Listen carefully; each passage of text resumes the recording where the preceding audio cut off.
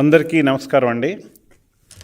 జగన్ రెడ్డి ప్రభుత్వం పేద ప్రజల సంక్షేమంతో పాటు వారి ఆరోగ్యంతో కూడా ఆటలాడుకుంటున్నటువంటి విషయం మనందరికీ తెలుసు. జగన్మోహన్ రెడ్డి ప్రభుత్వ ఆసుపత్రులను అధ్వానంగా మెయింటైన్ చేస్తున్న సంగతి కూడా ఇక్కడ మీ అందరికీ తెలియజేస్తున్నాను. నేను నాడు నేడు కింద వేల కోట్ల రూపాయలు వెచ్చించి వైద్య రంగంలో విప్లవం సృష్టిస్తానని చెప్పుకుంటాడు ఈ మోసగారి జగన్మోహన్ రెడ్డి. ఏమిటయ్యా నువ్వు చెప్పేది? ప్రజారోగ్యానికి పెద్దపీట వేస్తున్నావా? ఎక్కడ పెద్దపీట వేస్తున్నావు? ఏ రకంగా పెద్దపీట వేస్తున్నావు? ఇది ప్రతిసారి వైద్య ఆరోగ్య శాఖ సమీక్షలో వారు మొదలెట్టేటటువంటి తొలి డైలాగ్. ఎక్కడ ఆయన చెప్పేదానికి చేసేదానికి ఎక్కడా కూడా తేడా లేనటువంటి పరిస్థితుల్లో వైసీపీ ప్రభుత్వం అధికారంలోకి వచ్చాక పేదల ప్రభుత్వ ఆసుపత్రుల్లో సకాలంలో ఉచిత వైద్యం అందని ద్రాక్ష. పేద ప్రజలకు ప్రభుత్వ ఆసుపత్రుల్లో సకాలంలో ఉచిత విద్య అందనేటువంటి విషయం అందని ద్రాక్ష పండు. అటువంటి పరిస్థితిని ఈనాడు జగన్మోహన్ రెడ్డి ఏ మొహం పెట్టుకుని ఈ రాష్ట్రాన్ని ఏలుతున్నాడు, ఏ రకంగా ఉంటున్నాడు, మన ప్రజలందరం కూడా గమనించాల్సినటువంటి అవసరం ఉంది. ఈ జగన్మోహన్ రెడ్డికి బుద్ధి చెప్పాలంటే రాబోయే రోజుల్లో మనమందరం కూడా ఈ రాష్ట్రానికి పట్టిన శనిని పారద్రోలటానికి అందరం కూడా జగన్మోహన్ రెడ్డిని ఓడించాల్సిన అవసరం వచ్చింది. నేను ఎందుకు చెప్తున్నానంటే మా తెలుగుదేశం ప్రభుత్వం హయాంలో పేదల ఆరోగ్య పరిస్థితి మెరుగుపరచడానికి చంద్రబాబు నాయుడు గారు 33 స్కీమ్స్ని పెట్టి ఏది కావాలంటే ఎప్పుడు కావాలంటే అప్పుడు ఆ విధంగా పేద ప్రజల సౌకర్యార్థం అనేక రకాలైనటువంటి కార్యక్రమాలను తీసుకున్నటువంటి విషయం, 33 స్కీముల ద్వారా తీసుకున్నటువంటి విషయం మనందరికీ తెలుసు. ప్రతి పేదవాడికి తెలుసు, ప్రతి పేదవాని కుటుంబంలోనూ తెలుసు, ప్రతి స్లమ్లోనూ తెలుసు. అటువంటి 33 స్కీమ్స్ని పట్టించుకోకపోగా మనం చంద్రబాబు నాయుడు గారు 2014లో ముఖ్యమంత్రి అయ్యే నాటికి ఒక్కొక్క రోగి మీద 5,000 రూపాయలు ఖర్చు జరిగేది. అంటే అంత అనారోగ్య పరిస్థితులు ఈ యొక్క ప్రాంతాల్లో స్లమ్స్లో పేద ప్రజానీకం బాధపడేటటువంటి విషయం మీరు ఇక్కడ గమనించాలి. అటువంటి పరిస్థితిలోంచి 5,000 రూపాయలు ఒక రోగి మీద ఖర్చు పెట్టే పరిస్థితి నుంచి అన్ని రోగాలను తగ్గించి 2019 వచ్చేట నాటికి కేవలం 950 రూపాయల ఖర్చుతో ఆ రోగిని సంపూర్ణమైనటువంటి ఆరోగ్యవంతుడిగా చేసిన ఘనత కూడా నారా చంద్రబాబు నాయుడు గారిదని ఈ సందర్భంగా నేను తెలియజేస్తా ఉన్నా. ఎందుకు 33 స్కీముల ద్వారా ఎక్కడికక్కడికి ఏ ప్రాంతానికి ఆ ప్రాంతానికి, ఏ హాస్పిటల్కి ఆ హాస్పిటల్కి పూర్తి స్థాయి సౌకర్యాలను ఏర్పరిచినటువంటి మహానుభావుడు నారా చంద్రబాబు నాయుడు గారు. ఇది ప్రజలందరూ గమనించాలి. అటువంటి పరిస్థితుల్లోంచి మరి ఈనాడు జగన్మోహన్ రెడ్డి మళ్ళా 4,000 రూపాయలు ఒక రోగి మీద ఖర్చు పెట్టడానికి తీసుకుపోయాడు. అంటే ప్రజల ఆరోగ్యంతో, ప్రజల బతుకులతో, అసలే చితుకుల బతుకులైనటువంటి పేద ప్రజానీకం బతుకులతో ఆటలాడుకుంటున్నాడు ఈ జగన్మోహన్ రెడ్డి అనేటువంటి విషయాన్ని సందర్భంగా నేను తెలియజేస్తా ఉన్నా. అంతేకాకుండా వైసీపీ పాలనలో ప్రభుత్వ ఆసుపత్రులు నరక కూపాలుగా, సరైనటువంటి సౌకర్యాలు లేకుండా చాలా చండాలంగా చెత్త బుట్టలు పెట్టే ప్రాంతం కన్నా హీనంగా జరుగుతున్నటువంటి విషయం మనం చూస్తున్నాం.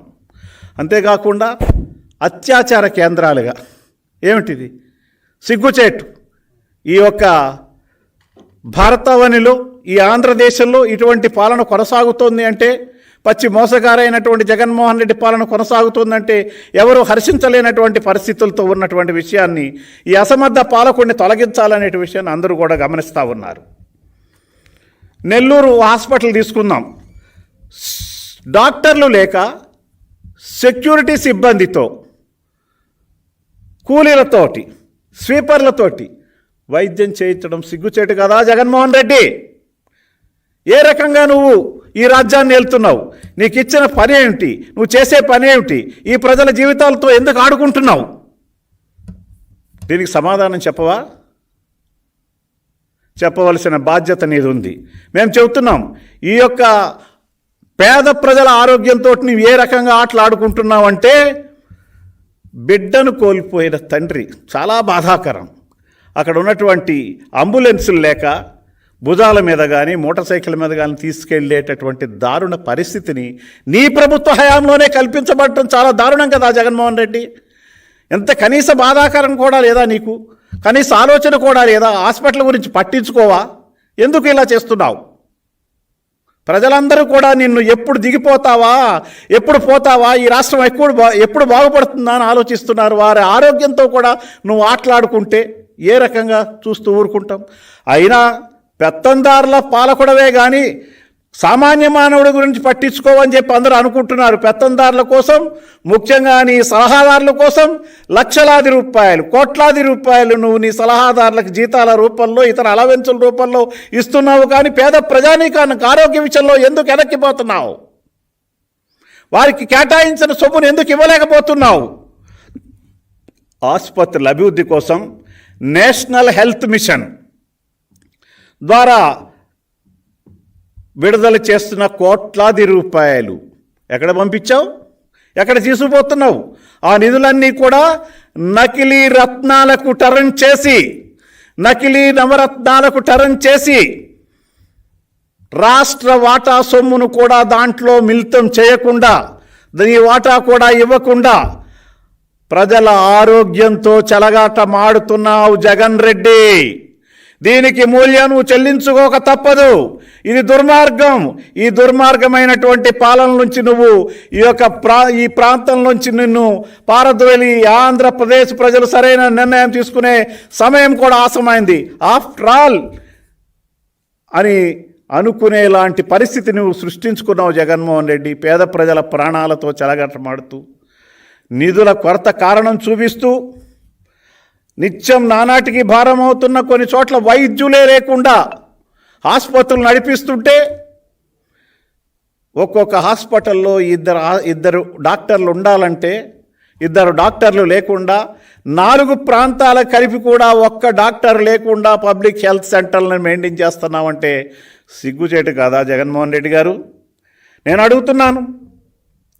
కొన్ని చోట్ల వైద్యులు ఆ పబ్లిక్ హెల్త్ సెంటర్లో వాళ్ళ జేబుల్లో డబ్బులు వేసుకుని ఆ ఆసుపత్రులు నడిపిస్తున్నారంటే ఎంత దీనావస్థలో ఉంది ఈ వైఎస్ఆర్సీపీ ప్రభుత్వం అని నేను అడుగుతా ఉన్నాను. కార్పొరేట్ ఆసుపత్రులకు ధీటుగా ప్రభుత్వ ఆసుపత్రులు పెడతానని చెప్పి, ప్రభుత్వ ఆసుపత్రులను అధునాతిక కేంద్రాలుగా నిర్మాణం చేస్తానని చెప్పి మాట తప్పావు, మాడమ తిప్పావు. అందుకే ప్రజలు నిన్ను ఓడించడానికి సిద్ధంగా ఉన్నారని ఈ సందర్భంగా నేను తెలియజేస్తా ఉన్నా. దేశంలోనే వైద్య ప్రమాణాలు ఏపీలో ఉన్నాయని ముఖ్యమంత్రి, వైద్య శాఖ మంత్రి రోజు డబ్బాలు కొట్టుకుంటున్నారు. ముత్యాల ముగ్గు సినిమాలో రావు గోపాలరావుగా వెనకాతల డప్పులు కొట్టే విధంగా నీ మంది మార్బలం, నీ సలహాదారులు నీకు డప్పులు కొడుతున్నారు. ఆ డప్పులు చూసి నీవంతా కూడా నీ గొప్ప అనుకుంటే రేపటి ఎన్నికల్లో దానికి మూల్యం నువ్వు చెల్లించుకుంటావని నేను తెలియజేస్తా ఉన్నా. అంతేకాకుండా కాన్పుల్లో, వార్డుల్లో ఒక బెడ్ మీద 2 నిండు చూలాలని, 2 గర్భిణీ స్త్రీలని ఇచ్చి వాళ్ళని అక్కడ కూర్చోబెట్టి సరైనటువంటి ఆలోచన చేయకుండా, వాళ్ళకి కావలసిన సదుపాయాలు కల్పించకుండా ఎంత దీనావస్థలోకి స్థితిలోకి నెట్టివేయబడ్డారు ఆ ప్రజలు, ఆ ప్రజానీకం, ఆ పేద ప్రజానీకం. ఇది న్యాయమా? అంతేకాకుండా ప్రభుత్వ రంగంలో 40,000 ఉద్యోగాలు ఇచ్చానని చెప్పుకుంటున్నావు. 40,000 ఉద్యోగాల పోస్టులు భర్తీ చేశామని అబద్ధాలు, దగాకోరు అబద్ధాలు చెప్పటం చాలా హాస్యాస్పదం జగన్మోహన్ రెడ్డి. దీని మీద మీ వివరణ కోరుతున్నాం, మీ శ్వేతపత్రం కోరుతున్నాం. మీరు చేయవలసిన పనులన్నీ కూడా చేయకుండా మీరు చెప్పేటటువంటి మీ సమీక్షల్లో చెప్పేటటువంటి మీ మాటలన్నీ అబద్ధమని తేట తెల్లమైంది. కాబట్టి దీనికి ఏ రకమైనటువంటి జవాబు ఆరోగ్య శాఖ మంత్రి ఇస్తాడు? జగన్మోహన్ రెడ్డి ముఖ్యమంత్రిగా నీవేం చెప్తావు? ప్రజలకు తెలియజేయవలసినటువంటి అవసరం ఉంది. పేద ప్రజానీకానికి చెప్పవలసినటువంటి అవసరం ఉంది. ఇన్ని వేలు చేశాం, అన్ని వేలు చేశామని కోట్లాది రూపాయలు ఖర్చు పెట్టి నీ సాక్షి మీడియాలో అడ్వర్టైజ్మెంట్ రూపంలో కోట్లాది రూపాయలు ఇస్తావు. ప్రజలకు, పేద ప్రజల బతుకులకు, వారి బతుకులు చితుకులైనా పర్వాలేదని వాళ్ళ జీవితాలతో చెలగాట మాడుకుంటూ కనీస వసతులు కల్పించలేనటువంటి దౌర్భాగ్యపు స్థితిలో నీ ఉంటాం. చాలా సిగ్గుచేటు కాదా నీకు? కరోనా సమయంలో ఆసుపత్రిలో కనీస మౌలిక సదుపాయాలు కూడా లేకుండా చేసినటువంటి ప్రబుద్ధుడవు నువ్వు. రోగులు ఎలా ప్రాణాలు కోల్పోయారో కరోనా టైంలో ప్రత్యక్షంగా చూశాం. తిరుపతి రూయా వంటి ఆసుపత్రుల్లో ప్రభుత్వం ఆక్సిజన్ ఇవ్వలేనటువంటి పరిస్థితి, అందించకుండా దాని పరిస్థితి తద్వారా 30 మంది చనిపోయినటువంటి విషయం కరోనా టైంలో, కేవలం కరోనా టైంలో బాధాకరంగా లేదా? ఏమండి జగన్మోహన్ రెడ్డి గారు, ఉచిత వైద్య పరీక్షలు, మందులు లేవు. ఇది ఈ మధ్య కూడా నిన్ననో మొన్ననో చూడటం జరిగింది. స్మార్ట్ ఫోన్లో రిజిస్టర్ చేసుకుంటేనే పేద ప్రజలకు ట్రీట్మెంటు తదితర కార్యక్రమాలు చేపడతానని చెప్తే ఎంతమంది పేద ప్రజానీకం దగ్గర స్మార్ట్ ఫోన్లు ఉంటాయి జగన్మోహన్ రెడ్డి? ఇది కూడా మరొక అవినీతికి తెరలేపటమే కదా.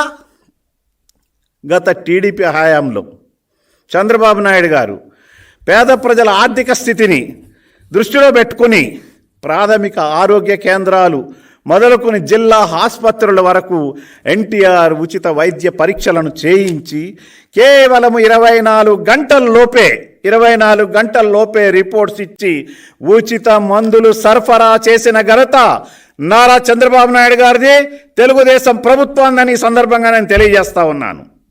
కానీ జగన్మోహన్ రెడ్డి ఈ పథకాన్ని నిలిపేశాడు. ప్రజలందరూ గమనించాలి. 24 గంటల లోపలే రిపోర్ట్స్ ఇచ్చే పథకాన్ని చంద్రబాబు నాయుడు గారు ప్రవేశపెడితే, చంద్రబాబు నాయుడు గారు ప్రవేశపెట్టిన పథకాలు చంద్రబాబు నాయుడు గారిగా ప్రజలందరూ గుర్తిస్తే ఆయనకి ఇంకా పేరు మరీ పెరిగిపోతుందని ఈ పథకాలన్నా అన్ని రద్దు చేసి పేద ప్రజల ఆరోగ్యంతో నువ్వు ఆటలు ఆడుకుంటావు. చాలా దారుణం జగన్మోహన్ రెడ్డి.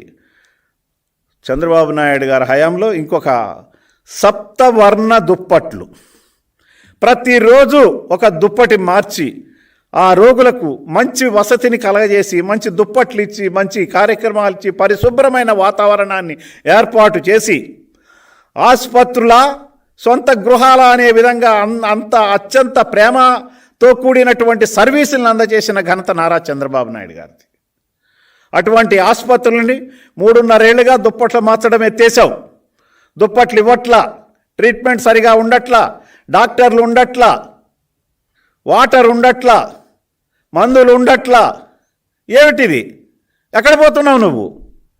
నీకు అతి త్వరలో మా నాయకుడు చెప్పినట్టుగా 78 రోజుల్లో నువ్వు మూల్యం చెల్లించుకుంటావు. దానికి క్షమాపణ చెప్పవలసిన బాధ్యత నీ మీద ఉంది. నువ్వు క్షమాపణ చెప్పి రాజీనామా చేసి పారిపోవలసిన పరిస్థితి కూడా ఉంటుంది. జగన్మోహన్ రెడ్డి, నీవు చేసేటటువంటి ఈ యొక్క ప్రజా వ్యతిరేక నిర్ణయాలతో ప్రభుత్వ ఆసుపత్రుల్లో కొత్త పరికరాలను అందుబాటులోకి తెచ్చామని చెప్తున్నావు. ఏమండి ఎంత సిగ్గుచేటండి జగన్మోహన్ రెడ్డి గారు. ఎక్కడ కొత్త పరికరాలు తెచ్చారు? నాడు చంద్రబాబు నాయుడు గారి టైంలో పేదవాడి దగ్గర నుంచి ఉన్నత స్థాయి అధికారుల దగ్గర నుంచి మంత్రులు కూడా ప్రభుత్వ ఆసుపత్రుల్లో ట్రీట్మెంట్ చేసుకున్న ఘనత నారా చంద్రబాబు నాయుడు గారిది. ఇవాళ పేద ప్రజానీకమే ట్రీట్మెంట్ చేసుకోలేకుండా బయటకు వెళ్ళిపోతున్నటువంటి పరిస్థితి నీది. నువ్వు ప్రజా సంక్షేమం కోరి ఏనాడు ఏ విషయంలోనూ ముందుకు రాలేనటువంటి పరిస్థితి. అందుకని నీవు చేస్తున్నటువంటి ఈ అవకతవక పాలన నుంచి, ఈ అవకతవక ఆసుపత్రుల మెయింటెనెన్స్ నుంచి నీవు ఎప్పుడు తొందరగా పోతావా అని 1000 దేవుళ్లకు మొక్కుతున్నారు ఈ రాష్ట్ర ప్రజానీకం అని చెప్పి, పేద ప్రజానీకం అని చెప్పి అనేక ప్రాంతాల్లో ఉన్నటువంటి ప్రజలందరూ కూడా ఈ రాష్ట్ర వ్యాప్తంగా నీవు ఈ యొక్క నీ కబంధ హస్తాల నుంచి మేము ఎప్పుడు బయటపడతామా అని చెప్పి కోరుకుంటున్నారని చెప్పి జగన్మోహన్ రెడ్డి నీకు తెలియజేస్తున్నా. నీవు వెంటనే ఈ ప్రభుత్వ ఆస్తులను మెరుగుపరచడానికి తగిన చర్యలు తీసుకోవాలని ఈ రోజున నేను మీ ముందర ఈ డిమాండ్ను ఉంచుతున్నాను. ఈ డిమాండ్ను నువ్వు ప్రభుత్వ ఆసుపత్రులను చేయలేకపోయినట్లయితే మరొకసారి చెప్తున్నా, 2 సార్లు చెప్పా, 3వసారి నువ్వు మూల్యం చెల్లించుకోక తప్పదు, ఓడిపోక తప్పదు. నీవు చేసిన అరాచకాలకు నీవు మళ్ళీ అరెస్టు కాక తప్పదు. ఈ కేసులన్నింటి కూడా నీ మెడ చుట్టుకోవడం తప్పదు జగన్మోహన్ రెడ్డి. ఇది నువ్వు ఇప్పటికైనా గుర్తించాలని, వెంటనే యొక్క ప్రభుత్వ ఆసుపత్రులను కావలసినటువంటి డాక్టర్లని సదుపాయాలను వెంటనే అమలు చేయాలని డిమాండ్ చేస్తూ ఉన్నాం.